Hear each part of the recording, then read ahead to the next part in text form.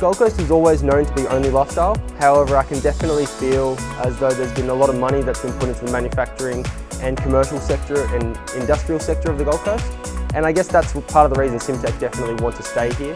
We're noticing all these manufacturing hubs getting built, and that just means that we can continue growing, which is very exciting for businesses like us.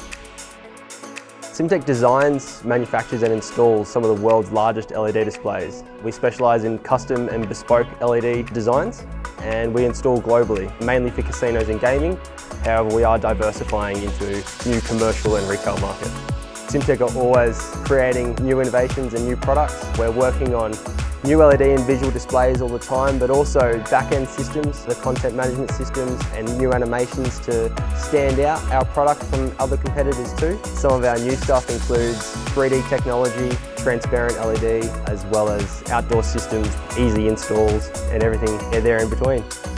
So Simtech sources a lot of its materials from local supply chains, which has been fantastic for us because it's really good support being local. We don't need to wait, lead times are always bang on for us. And that means that we can build such a great network with companies just like ours who are just trying to grow and grow into a bigger, diversified market.